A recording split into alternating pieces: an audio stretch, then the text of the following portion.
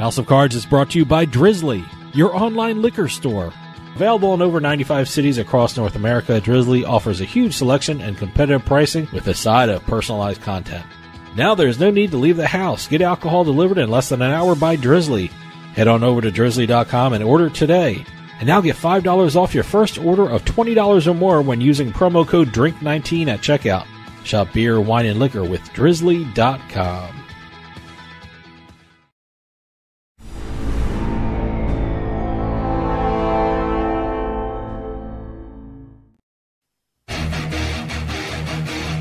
Ladies and gentlemen, boys and girls, you're listening to House of Cards. Today, the game is different. I want to gamble. Gambling is a very serious business. Is that clear?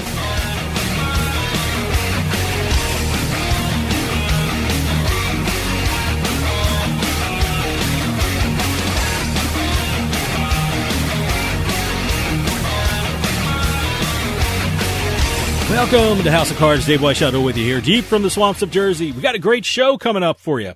Over the past couple of years, eSports have exploded. Celebrities and athletes are getting involved with it. Professional teams are sponsoring leagues. Colleges are giving scholarships for it. And even states are allowing betting on eSports. How did eSports start and where is it going? Well, a fascinating new book is answering those questions. The book is called The Book of eSports. And coming up, we're going to be talking with the author, William Collis. He's going to tell us all about eSports and the incredible culture that has developed around it. So stick around. We'll be right back with House of Cards.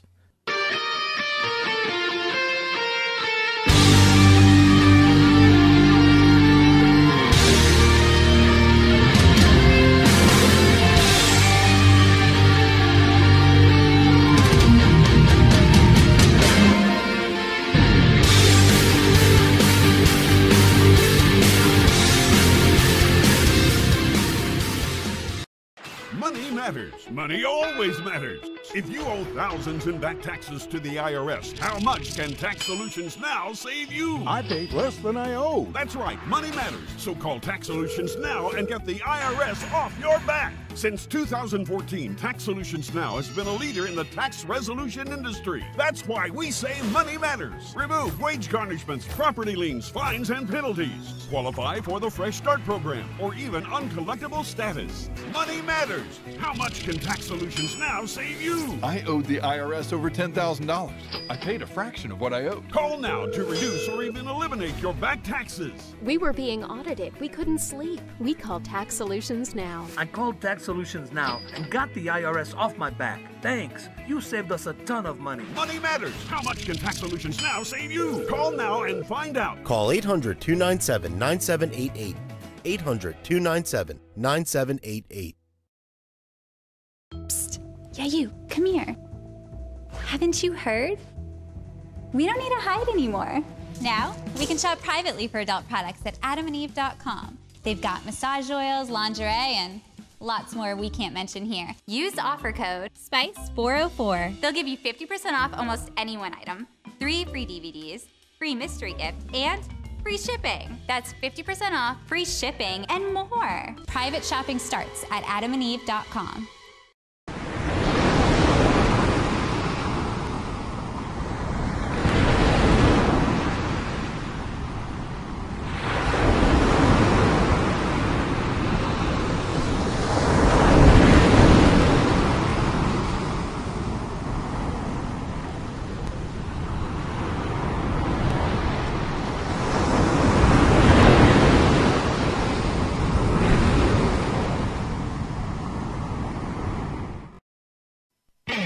You're listening to House of Cards. Check out our website at houseofcardsradio.com.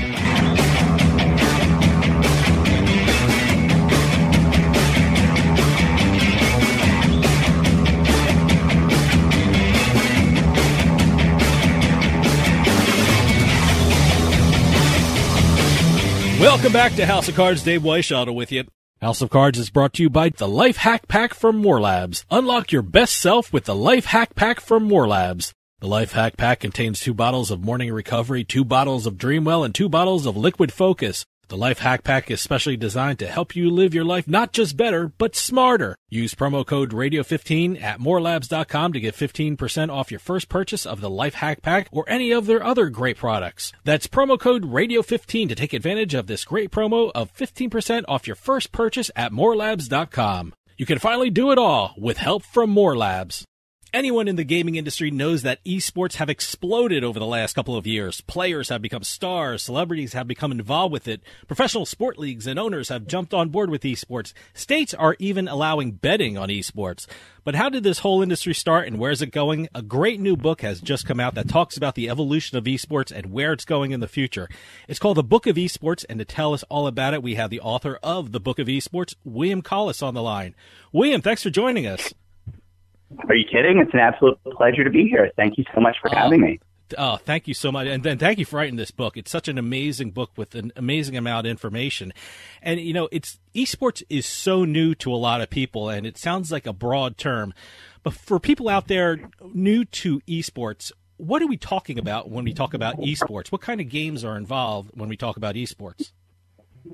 Yeah, great question. So essentially, you know, esports, just like regular sports, right? The definition is flexible. You know, there's different lines you can draw depending on, you know, what you perceive to matter or be important ingredients. But broadly, esports are just they're multiplayer competitive video games. And the difference of why esports is sort of really blossoming now as opposed to, you know, decades of, you know, when games first came into being is the skill cap, the professionalism, and the media interest around the games has driven so much and grown so much that these titles are now behaving more like traditional sports because they have real access to sponsorships, eyeballs, etc. You know, I think it's worth pointing out, I always like to kind of stress this to people who listen, you know, like when people hear games, I think they often go to Super Mario, right? Imagine, you know, the little Mario running through the levels and jumping on Koopas or whatever. And it really is important to note that games are so far beyond, I think, that entry point today, particularly in the esports world. They're multiplayer, you know, oftentimes played between teams of 3 to 5 people, right? They involve really sophisticated teamwork strategies. They involve incredible precision commands. I mean, top players have APMs or actions per minute of 300 or more in some games, which is literally issuing a command every fifth of a second. So that has come a long way from Mario, and the skill cap is really very high. You know, like you said, esports have really blossomed over the last couple of years. How did you become involved with esports, and what was your inspiration for writing the book of esports? Yeah, well, great question. So look, I mean, I've just been a gamer my whole life, and I think that's true. You know, I'm in my 30s right now. I think that to some extent is true of many people in their 30s is, you know, I was part of the Nintendo generation. I just grew up being fascinated by interactive electronic media, you know, and I think games and the quality of games really blossomed during my childhood. So I've just been, you know, I'd say a lifelong fan of, you know, video games. But that obviously doesn't translate into writing a book and being an expert. And so what happened to me is, you know, I was actually sort of in a traditional business career for management consulting and brand management and things like that. And I saw just the growth in eyeballs on these games, and I was just flabbergasted. You know, you were at the time having the LCS, which is the big championship series for League of Legends. It was exceeding the NBA or the Major League Baseball for viewership numbers. And, you know, I just kind of thought to myself, I have to get involved in the space because I'm a passionate gamer, and I see that these games are really becoming sport. And so I ended up raising a significant amount of venture capital for my first business in the space, Gamer Sensei. It was a coaching platform because, believe it or not, back then you couldn't get a coach for video games, which might sound strange to some listeners, but you know, honestly, like you need a coach for tennis or a teacher for piano, so you probably need someone to help you master League of Legends or Overwatch or things like that. So that really pulled me into the space professionally, and you know, it's been kind of uphill roller coaster ride from there. But in terms of the book, I was actually asked to teach esports at Becker College. And Becker College has a very prestigious sort of game design program in the American Northeast, and I was really flattered. And so, you know, I was basically going to be one of the first esports faculty members in America. And I showed up to class, you know, I said, yes, this is going to be awesome. And I thought, I'll show up to class. There'll be all these great resources to use. You know, I'll just assign some textbooks, and I showed up. There was nothing. Like nobody had done any research or really written anything about this space. because it was so new. And there I was thinking there would be like an eSports 101 textbook or something I could just design. And so I realized very quickly there was just a massive opportunity for somebody to put together kind of a definitive overview of the space that would help orient newcomers, and people who are curious about games, but also have a lot of stories, insights, and importantly, frameworks and predictions that appeal to experienced gamers, right? Mm-hmm. And so that led to the creation of the book, and here we are on this radio show. So. Okay, hold that thought. We're going to take a quick break. See you on the other side.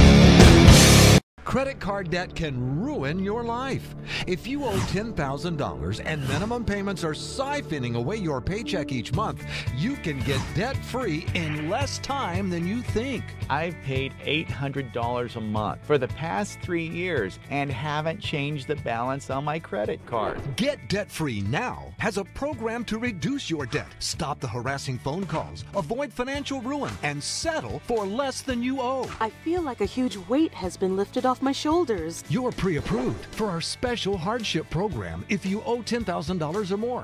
Upon payment of your new lower balance, your debt will finally shrink until you are debt-free. My family no longer has 30 years of payments ahead of us at 20% interest. There's no fees until you see results. So call now, make one monthly program payment, and free up your cash. Resolve your debt. Call 800-515-1558. 800-515-1558.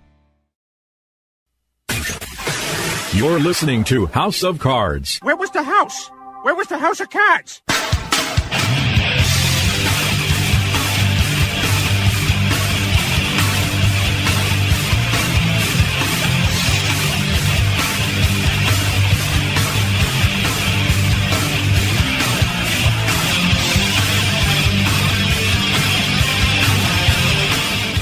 Welcome back to House of Cards. Dave Weishuttle with you here. House of Cards is brought to you by the Life Hack Pack from More Labs. Unlock your best self with the Life Hack Pack from More Labs. The Life Hack Pack contains 2 bottles of Morning Recovery, 2 bottles of Dreamwell, and 2 bottles of Liquid Focus. The Life Hack Pack is specially designed to help you live your life not just better, but smarter. Use promo code Radio15 at morelabs.com to get 15% off your first purchase of the Life Hack Pack or any of their other great products. That's promo code Radio15 to take advantage of this great promo of 15% off your first purchase at morelabs.com. You can finally do it all with help from More Labs. For those of you just joining us, I am talking with William Collis, author of the Book of eSports.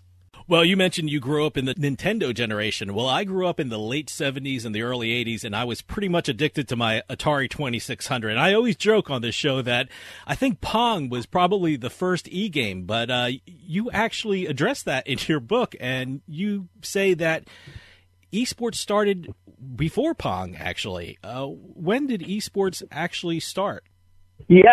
I mean, look, I kind of have a controversial view for this, but I sort of trace the origins of esports back to pinball machines, actually, over 100 years ago. And the reason for that is if you think about pinball machines and kind of like the pinball arcade culture that grew up around them, you had kind of all the ingredients for esports in an early form, right? You had these pinball boards that you manipulated with your hands and your body, similar to controllers or keyboards today. You had a machine that was giving you input and output and scoring. And these pinball arcades, like high scores and the competition around it became really competitive and really drove sort of cults of personality, around local players. Think about the song Pinball Wizard by The Who, right? I think that kind of exemplifies the phenomenon.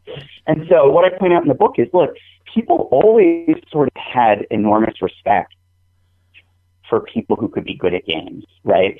But, really, for ages, right? But now that respect is just shifting as electronic games and video games have become such a major part of our culture and our daily life for most people. And the book goes in, there's a whole framework that explains why now. It's called the SCARS framework, which essentially argues that there are 4 precursor factors you need for something like esports to bloom: skill, community, accessibility, and reward. And really what's driven this most recent burst is the reward element. For the first time, because of the eyeballs on the space, you can earn a lot of money. And so it makes sense for people to devote their lives and livelihoods to it. I'm so glad you brought that up, because if you look down on my notebook, I ask about the SCAR factors, and I think it's such a great way that you explain that.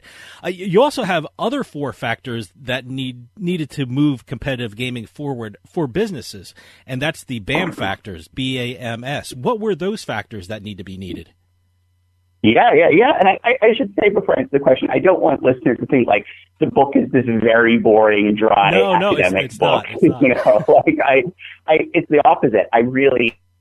My number one goal was writing something that was fun to read and, candidly relatively short. Like, I think games are an absolute blast, and I wanted something that you could, read in 3 or 4 sittings, get a lot of knowledge, and laugh along the way, right? But at the same time, I have a relatively serious business background, right? Like, I went to Harvard Business School and things, and I wanted to have some rigor around the structure and discussion of the space, because there really wasn't any.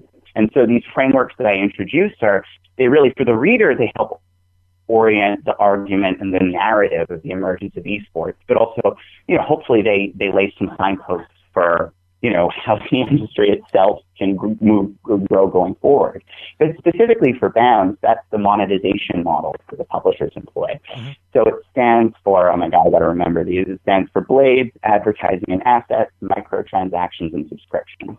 And those are essentially, one thing the book argues is the evolution of games has largely been driven by the evolution of publishers discovering new and clever ways to monetize their titles. And so the essence of it is things started with what is called the Blades business model, which is razor and blades, which actually comes from the shaving industry. It's this idea that you sell basically the system at a low price. So in the shaving industry, it's you sell the razor at a low price, but then you sell the blade replacements at a higher markup because you've locked the consumer into the system. And so that's exactly what the console industry did. And the console industry sells you the hardware, the console, relatively cheaply, right? It's still expensive, but it's marked down significantly or subsidized from what it would otherwise cost if it were just a direct purchase. But once you bought a console like Nintendo, you have to buy the Nintendo games, and so you can reap the profit or the revenue back on the incremental game purchases. And so modern gaming really started with that model, and it invented all these other great ways to monetize going forward, like subscriptions or microtransactions. And now we're in a world where you don't even necessarily have to make money on the game itself, because they're media properties, these advertising and assets that you can sell around the games, like franchises and things, actually allow the games to monetize independent of direct games revenue itself. Is it absolutely safe to say that without the rise of the internet, there would be no esports? Was that the single most important thing and creation that launched esports, the internet? I mean, yes and no, right? Like, I mean, the internet is just so fundamental to how it's reshaped our lives. Like, just millions of things would look so completely different without it. Think about how many of us do our shopping, right? Amazon, that's an entirely new business model that's born out of the fact I can click a button and buy online. But it is true that for games, more than most industries, the internet helps massively, because these are the big advantage esports has over traditional sports is its competitive activities that are purely digitized. And so competition can transmit entirely over the internet. So now I can find an opponent for my games in Poland or France or Brazil or China, right? And I can build a much broader and wider community, which is what's driving so much eyeballs and attention on esports. These games are truly global sports properties. You know, anytime we talk about esports on this show or any show we do is the Twitch comes up. I mean, and other forms of social media. How important was Twitch to the esports community, and how did that build the community? Yeah, I mean, Twitch is really one of two modern trigger points for the success of the industry. So I mentioned the scars factors and rewards before. Twitch was really the moment. And for people who don't know, listeners who don't know, Twitch is a live streaming platform where basically I can stream myself playing video games from my desktop at home, and I can find an audience of fans, and the fans that they like me can subscribe to me or issue donations to me. And Twitch really caused the current explosion in modern esports because it invented rewards for pro gamers. Before, the way you made money in esports is you would win tournaments, and those revenues are very unreliable. And candidly, they were also relatively small until recently. You know, you could take home 10 or 20 or maybe $40,000 for a big global championship, but you know, that's not exactly NBA level returns, right? But Twitch created this cult of personality around gamers, right? Almost like Instagram influencers or other things.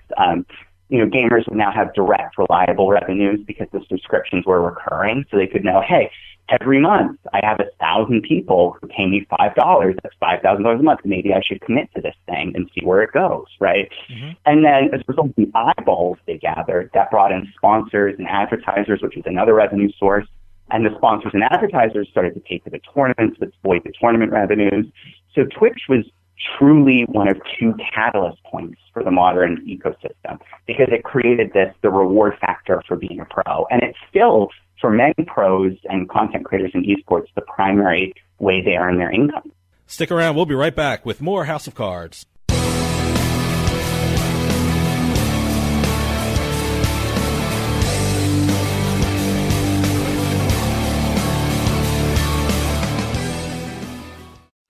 Getting my kids ready and driving them to school. But a careless driver can change your life in an instant, and insurance companies want to settle on the cheap. Auto Accident Help Desk connects victims with powerful lawyers. They fight for you. I called Auto Accident Help Desk and got help for my pain and suffering. Don't let an insurance company take advantage of you. Our attorneys fight and beat big insurance every day. If you've been injured in an automobile accident in the last 6 months, you owe it to yourself to make this free call with no obligation. When I called, they asked me a few questions and matched me with a powerful lawyer who knew how to fight for me. Call now. We're available 24/7 to help you get the money you deserve for your pain and suffering. They got me way more than the insurance company offered. Auto Accident Help Desk helps accident victims like you every day. Call 800-613-4611, 800-613-4611, 800-613-4611.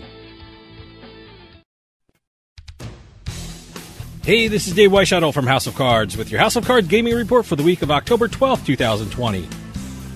The Nevada Gaming Control Board has announced that the state's casino revenue was down for the month of August. Nevada casinos recorded $743 million in revenue statewide, a 22% decrease when compared to the $954 million from August of last year. The Las Vegas Strip casinos reported that revenue was down 39% in both July and August. The New Jersey Division of Gaming Enforcement has released data showing that casino employment is down 21% from this time last year. The report shows that the 9 casinos in Atlantic City employed over 22,300 people in the month of August, over 6,200 fewer jobs than August of 2019. Indoor dining resumed in the casinos on September 4th, so this report has not reflected those returning to work in the hospitality sector. And finally, it looks like more online poker is coming to Pennsylvania. On September 30th, the Pennsylvania Gaming Control Board approved a license for 888 Poker to operate as an online provider in the Commonwealth. Only PokerStars has been operating as an online poker site in the state. As of press time, no live poker rooms in Pennsylvania have reopened because of the coronavirus. Have any news or tips regarding casinos, gaming, or legislation? Send us an email at newsroom@houseofcardsradio.com and follow us on Twitter @HOC Radio.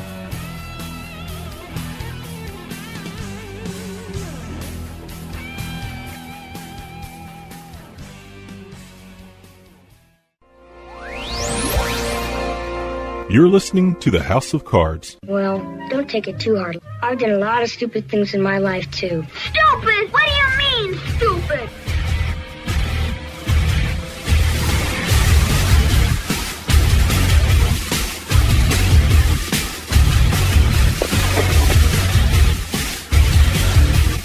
Welcome back to House of Cards. Dave Weishuttle with you here.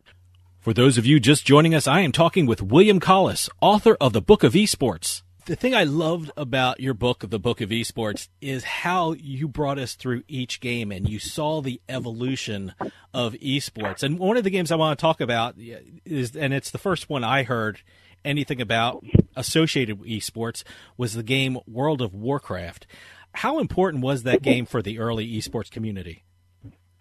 Oh, I mean, World of Warcraft is humongous because, you know, my argument, and it's a little bit, you can pick a lot of games that would work for this. In the book, I give credit to, listeners might know EverQuest or Asheron's Call or these other earlier MMOs.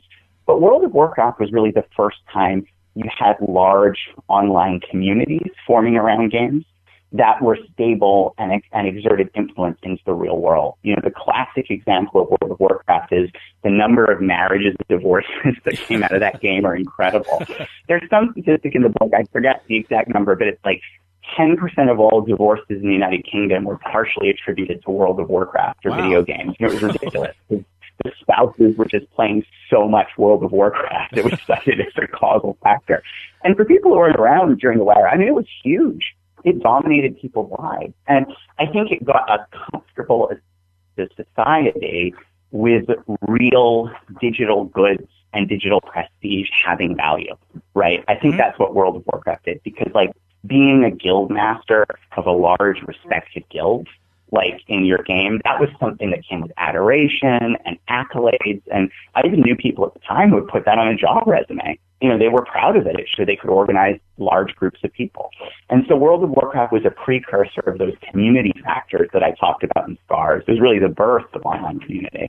And, you know, I don't want to short World of Warcraft. It's an amazing success in its own right. It's still, I believe, the most popular MMO in the world. It speaks to, World of Warcraft is a very good example of the other framework in the book, Omens, which predicts the success of games, which we can talk about if you want. But in terms of esports, it showed the value of online communities to the world. I'm a novice to esports, and what I found fascinating was the game that I've really never heard of, and that was StarCraft. Why was that such an important game in the esports community and the growth of esports? Oh man, you never heard of StarCraft? Was really good. Well, you know, StarCraft, for people who don't know, StarCraft is a real-time strategy game, which basically involves controlling an army of about 200 units from a top-down 3D isometric perspective. And while you're controlling that army, you also have to build the base for the army. You have to harvest resources for that army, right? And so, as you can imagine, this gets really, really difficult to control, because you're controlling 200 units, a base, resource harvesting, right? And so StarCraft, in many ways, was one of the highest skill cap multiplayer games of its time. It just took incredible amounts of proficiency to be good at. And even if you were good, you could keep getting really, really good. And so, you know, many gamers who probably listen to this podcast, that's probably the biggest thing they remember about playing StarCraft is just how hard it was to play and how talented you could get at it. But StarCraft matters to esports more than just it's a really difficult to play game that raised the skill ceiling for competitive titles. It also matters because around StarCraft, you've got a real proto esports scene in South Korea. And there are all sorts of reasons why it started in South Korea, but essentially the scar factors were present there first. And so if you look in kind of, I forget, like earlier, you know, about 10 years ago, 15 years ago, when this game was building in popularity in Korea, right? Mm-hmm. People around the world were looking at South Korea and going, that country's so strange. Why would there be a pro gaming league on TV? Like, what's happening? And the reality was South Korea wasn't strange at all. It was just early. Because of its some of its unique geopolitical factors, it got the scars factors around gaming ahead of the rest of the world. And so it was kind of the canary in the coal mine for the phenomenon of global esports that was going to come. You know, a couple of weeks ago, I was interviewing the owner of a major fantasy sports platform. And one of his sections that you can play fantasy sports on was League of Legends, which was very surprising to me. Talk about League of Legends and how important was that in the evolution of esports? Well, League of Legends is arguably the most popular esport in the world today. So it's maybe the most important game of all right now for listeners to know. And League of Legends is interesting because it sort of growed out of StarCraft, actually. In fact, the problem that StarCraft has, if you imagine how I just described StarCraft to you, it's really difficult to control 200 plus units. As a new player, it's daunting, and I sort of quit. Right? I get frustrated. I'm up against somebody who's put thousands of hours into the game. It's too difficult for me to follow what's going on. And so out of this RTS genre of games that StarCraft is a part of, you get what's called the MOBA genre, which stands for Massive Online Battle Arenas. And these essentially said, look, games like StarCraft are really fun, but what if you just had to control one unit as opposed to 200? That'd be a lot easier. You could focus much more on just what this one unit is doing. We could have that unit gain levels and have more abilities, and we could try that. And these games, these MOBAs, actually started as mods within StarCraft. And then they moved to Warcraft 3, and they became something called Dota that I'm sure many listeners are saying, very, very familiar with. And I'm kind of glossing over the history here in the interest of time. But the point is, you had the MOBA genre born out of the RTS genre because it preserved a lot of the skill cap that vastly enhanced the accessibility, particularly for new players. And within the MOBA genre, Riot Games was really the first publisher to really effectively adopt a free-to-play business model, a microtransaction business model. We go back to that FAMS framework that I discussed earlier, right? And so this is what I mean about publishers leading innovation in the industry. They took a new genre of game. They applied, at the time, a relatively uncommon or less common monetization strategy to it. And as a result, they had an exploding player base, and they became the global esports phenomenon they are today. And yeah, if you don't know League of Legends, you should look. The LCS in some years gets more viewers than the Super Bowl. So it could arguably be the second largest sport in the world right now, behind only football or soccer, right? Soccer. I use football in the European term. Absolutely. And, one of esports that has been in the news lately, and I hear a lot about, is Overwatch and the Overwatch leagues. Is that the wave of the future for esports when you look at Overwatch League? Is that what esports will become? So you're asking all my favorite questions here, by the way. But recall I sort of said earlier, look, there are two moments that really define modern esports and catalyzed the birth of modern esports. One was Twitch, right? Sure. The other was the Overwatch League. And so for people who don't know or aren't familiar, the Overwatch League was the publisher of the game Overwatch. And Overwatch is what you would call a squad-based shooter, maybe, or there's a lot of different terms, but essentially you're a team of 6 heroes with fantastic powers.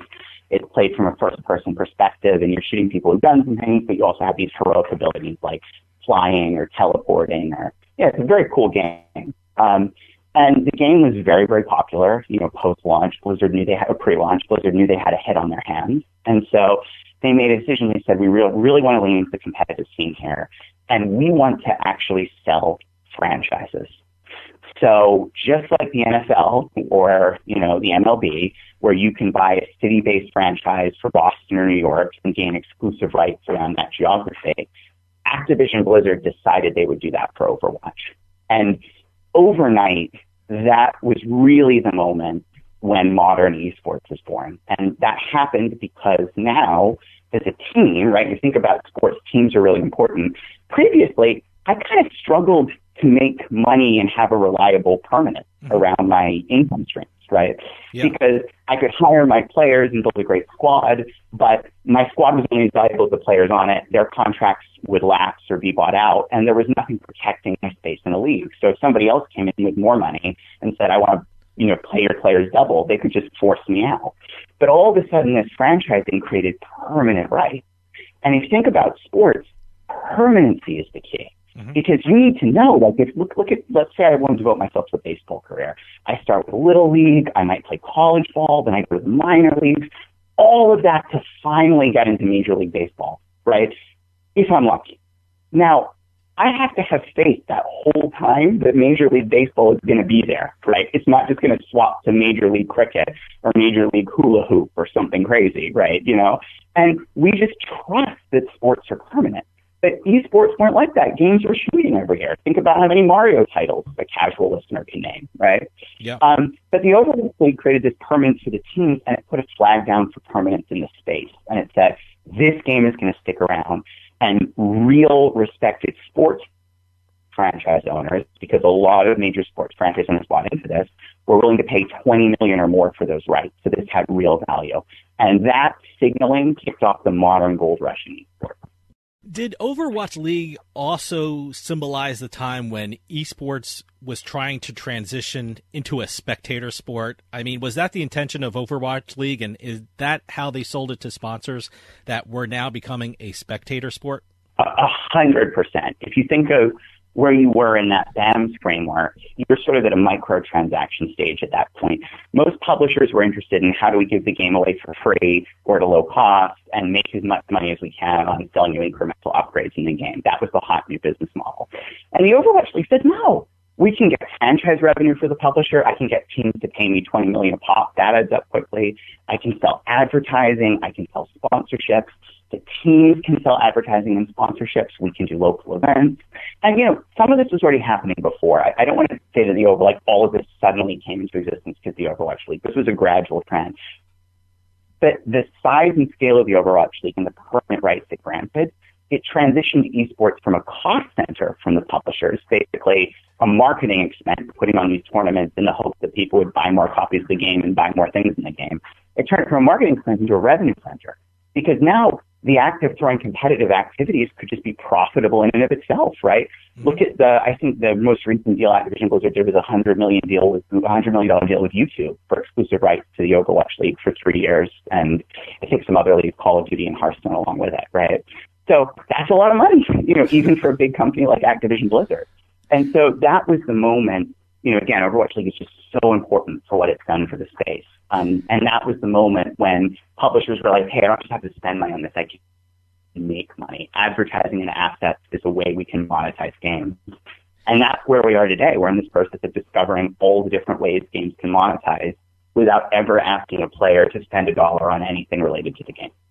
How much pressure did that put on game publishers? I mean, they have to create a game that's fun to play, but also now fun to watch. I mean, I keep thinking of the example of poker. I know a lot of people who like playing poker, but I also know a lot of people who can't stand watching it on TV. I mean, how much did this change the business of game development?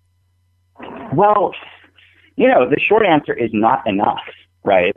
I think publishers are still grappling with the fact that games don't just have to be fun for players anymore. They have to be fun for viewers.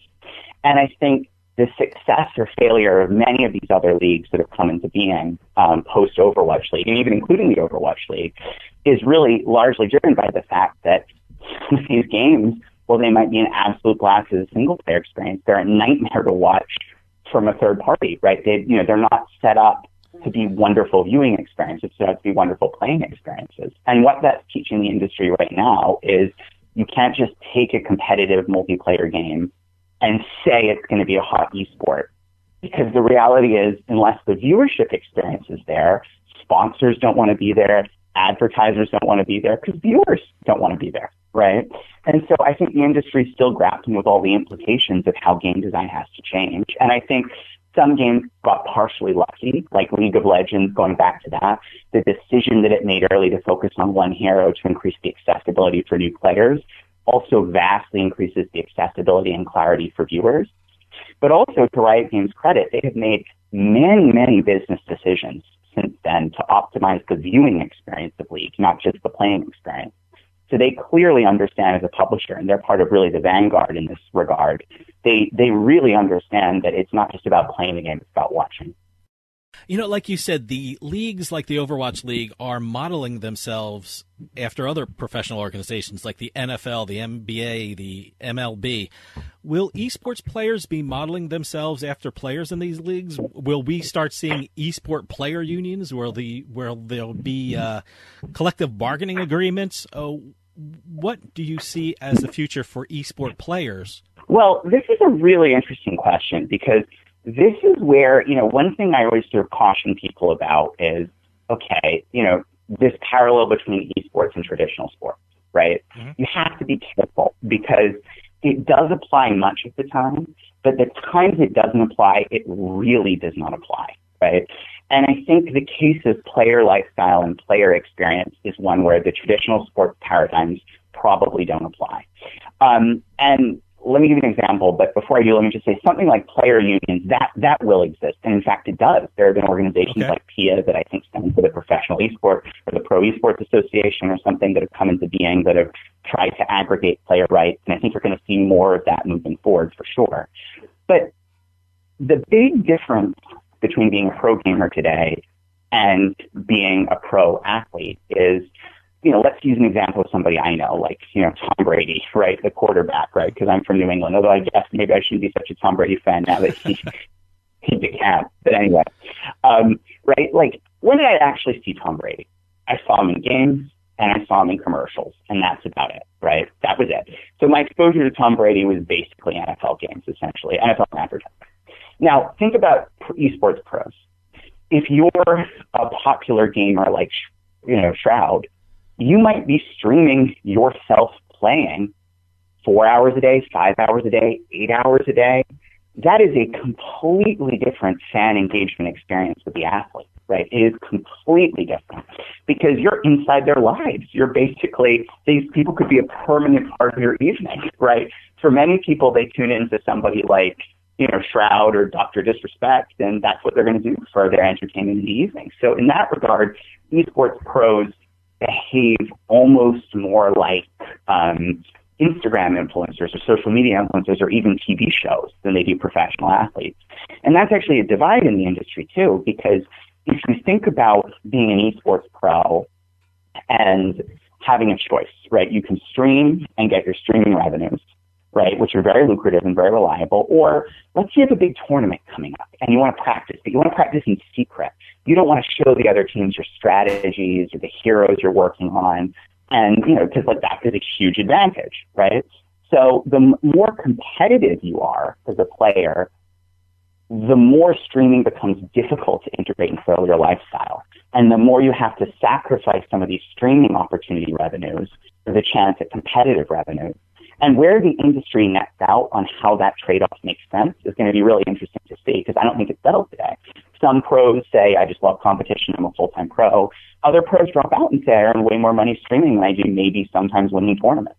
But in that regard, again, esports pros are totally different in terms of how they behave in market than I think professional sports stars. Stick around. We'll be right back with House of Cards.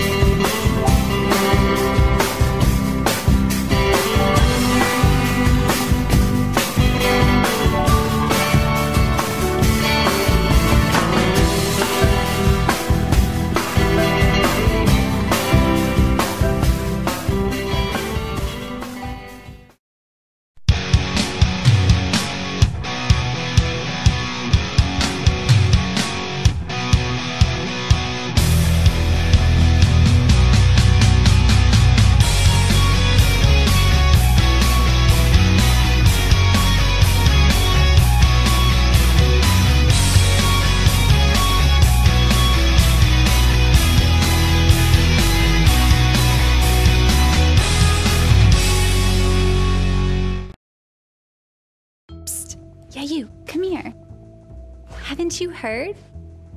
We don't need to hide anymore. Now, we can shop privately for adult products at adamandeve.com. They've got massage oils, lingerie, and lots more we can't mention here. Use offer code SPICE404. They'll give you 50% off almost any one item, 3 free DVDs, free mystery gift, and free shipping. That's 50% off, free shipping, and more. Private shopping starts at adamandeve.com. Now that we're home more than ever, we need to feel safe. Call it a sign of the times or the world we now live in. What do you want to keep safe? The people in your life? What do you want to protect? Your possessions, the things that belong to you, the things that you've worked hard for? Wouldn't it be nice to have tested, trusted 24/7 protection? Peace of mind, real protection that's always there for you and your whole family? Well, now you can with one of our state-of-the-art home security systems. Everyone thinks their home is safe until the unexpected happens. Help protect your home and loved ones today with the affordable next generation in home security. To help keep your family and property safe, call 1-800-520-4068 now. Representatives are standing by to assist you. That's 1-800-250-4068. 1-800-520-4068. You're listening to the House of Cards. Knife. Not thrilling, but knife.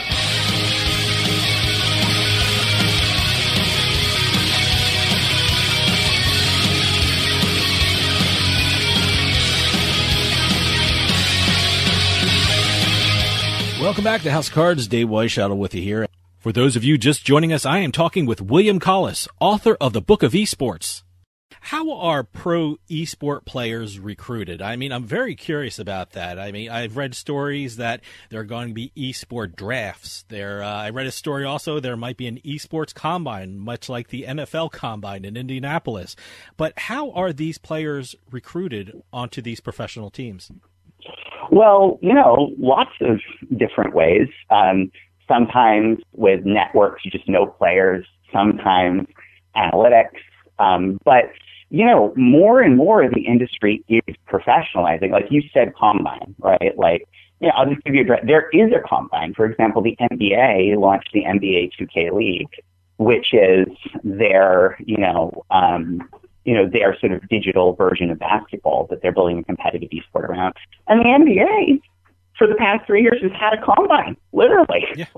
They've had a combine for players to show their stuff and qualify and go through, right? And many, many other leagues have now minor league systems, like the Overwatch League has the Challenger League system, right? So this structure, what's kind of unusual about esports is for sports, we built the recruiting, and so we built it from the bottom up, right? I think first you were playing with friends, then maybe the friends organized into regional leagues, then the regional leagues became, national, and then the national leagues kind of conflicted like in baseball and eventually merged together, right? So we kind of built the top professional scene from the bottom up. But in esports, because we sort of knew what sports looked like, we started at the very top. We're going world championship, United States championship, major national, right? But the infrastructure under it, which a lot of that is training and recruiting, really didn't exist. And so that's partly what's being built now. And that's why you're seeing more formal solutions coming to the market in terms of professionalized player recruitment.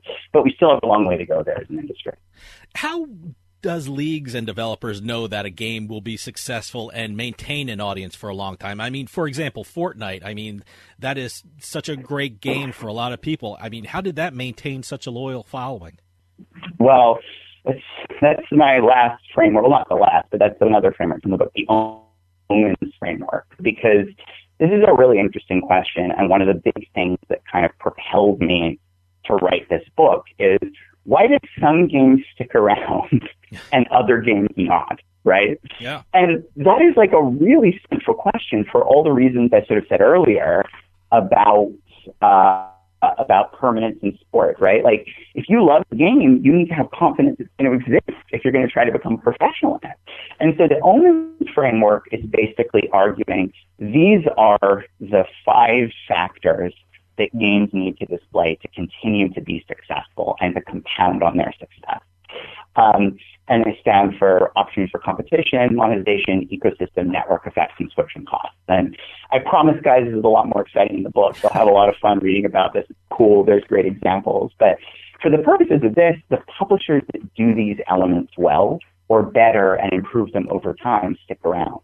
And Fortnite is a great example of a publisher that at launch had essentially none of these elements, saw what was happening in market, fast corrected the course, and today is, arguably still the most popular esport in the world. So if you think about Fortnite, when it launched, it wasn't even a battle royale game. For people who don't know, battle royales are essentially 100-person free-for-alls. you drop, usually by air in some form onto an island or a tropical paradise or a space station or something, and you go crazy and like you kind of have to get everybody else killed, and if you're the last person standing, you win, right? So that's a battle royale game. It's played from a first or a third person perspective, like a lot of traditional shooters you might remember. And when Fortnite launched, it wasn't even a battle royale. It was this kind of like zombie defense game. And at the time, there was an incredibly popular game that had invented the battle royale genre, PUBG, which stood for Player Unknown Battlegrounds in market. And it was just exploding, right? Like exploding. I mean, it was beating every major milestone for monthly active players, for installs. It was crazy. And the Fortnite guys, and the publisher Epic Games looked and said, well, wait a minute. Let's take some elements from that. Let's relaunch Fortnite as a battle royale. That was their first decision. But then they started to do all these other fascinating decisions to compound the success of the game. For example, Fortnite has a unique building mechanic where you actually build and assemble structures on the fly out of materials you harvest. And you think of a 100-person free-for-all game, right? Like PUBG in this example, right? Like you just get killed randomly a lot. You're going around and somebody shoots you from across the map that you weren't looking. It's very chaotic. But the fact that you can build these structures in the game in Fortnite eliminates a lot of that chaos. It allows you to skilled players to control the environment around them, right? And to manipulate it to their advantage, to protect against ambushes, to get height when they wouldn't otherwise have height, to build defenses against grenades, all of this stuff. And so that's one example where they took the PUBG formula, they changed it, and they made it a much stronger and more stickier game for users. And that particular example I'm giving of the building mechanics raised the switching cost of the game. And a switching cost is basically when you trade games, you get to keep everything you have from the game when you go to the new game. And shooters have relatively high switching costs because all of them sort of play the same. You have a gun, you have to track targets, and hit them in the, vulnerable positions or vulnerable parts of their body or skeleton, right? Mm-hmm. But building was so unique to Fortnite. If you got really good at building and you went to another game, that skill did not transfer. So you were wasting hours you had in Fortnite because there was nothing else like it in the market. Nothing else had this unique sort of building system. And so that's just one example, but there's literally dozens of how Fortnite kind of rethought the battle royale genre and turned what was really a dead-on-arrival launch title into the largest battle royale game today and completely dethroned PUBG. And in the process, I think, showed a really clear blueprint for how publishers can design their games for long-term success. Another thing I'm seeing about esports is colleges and universities are becoming more involved with esports. I mean, even some are offering scholarship to players. Can you tell us a little bit about what colleges and universities are doing, and do you think more schools will become involved with esports in the future? Oh my gosh. I mean, if there's a renaissance moment right now in esports, it's college-university adoption. It is through the roof right now for esports. And there's a whole chapter in the book about this. I mean, I mentioned before, you got interested in writing the book so that to teach the college, and I couldn't believe it. I was like, there's a college who needs to teach about competitive video games. Sure, But why this is exploding in college is really, two primary reasons. One is it's just what college students want to do, right? Colleges exist to serve their student body, and so many kids of college age today, 18 to 21, are, gamers. I think statistics is basically 50%. And it's surprisingly fair gender split for it as well, fairer than you might expect, right? So if you have half of your student body logging in to play League of Legends or Rainbow Six Siege or Rocket League every night, as an administration, you're going to take notice because clubs are going to form, students are going to request. And if you're in the business of keeping your students happy, you're going to realize, hey, there might be something here with esports just from a student demand perspective. But the other reason it's important is because of the same reasons we value traditional athletics, right? They build engagement, they build school pride, and eventually alumni donations. And the reality is esports has all of those same benefits. They build the same affiliation. People become, schools with strong esports programs. It actually becomes a defining mark of the school. You can look at Robert Morris University, RMU, as an example of that, where it really took over the identity of the institution in some regards, in a positive way, by the way. I don't mean a negative.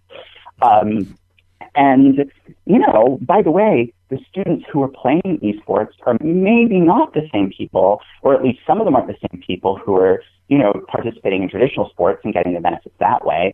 And they're maybe not the same people showing up for band practice. So it's sort of an incremental student body, you know, element as well that can be brought into the fold and give all of these benefits back to the institution. So I think because those and other reasons, this is like this next 5-year period in the esports is going to partially be defined by how fast colleges adopt them. And it is crazy. You know, I think you're going to see 100% of schools with esports programs before the end of the decade. It's like that big and happening that fast. You know, one of the things in the news about esports is that some states are allowing people to bet on certain tournaments. And I know casinos are taking a hard look on how they can become involved with esports. Do you think allowing betting on esports will help esports, or you think esports shouldn't be involved with the sports betting world? You know, I think leaving sort of personal opinion aside, I just think I'd say, look, like, you know, things like fantasy sports and wagering have just been so important to the evolution of traditional sports, right? Like we just had the DraftKings IPO, right? Didn't we? And it was like a crazy success. You know? Yeah. You know, like it's just such an element of the ecosystem for traditional sports. I think it's something that is just going to have to be an element of the ecosystem in esports because fundamentally esports are going to behave the same way from a viewer experience. You're going to watch at home. You're going to become passionate about certain players. You're going to get into the stats and the numbers behind them. And that all leads to things like DraftKings. So we will have it for esports. It will be huge. You know, and I think it's that is one of the other, you know, I said college and university. I think the wagering market is the other thing that's going to be a massive growth opportunity for the industry going forward. William, we're running out of time, but can you tell people how they can get a copy of your great book, The Book of Esports? Well, thank you so much for asking. Yes. So the book is called The Book of Esports. That's hopefully very easy to remember. And you can get it literally wherever books are sold, you know, Amazon, you know, Barnes & Noble, you know, any of the, you know, other online listing sites. Amazon is the one I usually recommend to go to. And it's available in all the formats. It has a hardcover edition, which is my favorite because it looks gorgeous on a shelf. It has an audiobook, which is actually narrated by me. So if you didn't get bored hearing my voice during this interview, you can hear me read it. You know, in the audiobook version, it has an ebook, you know, all the popular formats. So definitely check it out. The book has, you know, just been stunned by sort of how well it performed and the positive response to it. And if you're hearing about it for the first time, like, please check it out and give it a read because I promise there's a lot more interesting facts in it than I shared in this brief conversation. And I also promise it is a really fun read. Like, you will enjoy it. I wrote something that would work for casuals, that as a hardcore gamer myself, you know, there is a lot in there if you've been gaming like me since the original Nintendo. So check it out and enjoy. William Collis, author of The Book of Esports, thanks so much for coming on and telling us all about the world of esports. It's such an exciting and growing field of sports that I'm sure people are going to learn more about through your excellent book, and it was such a fun read. I read it so quickly, and I enjoyed every bit of it. Thanks so much for letting us know about it. Thank you. It was a real pleasure to be here. Well, that'll do it for us this week. I'll see you next time on House of Cards.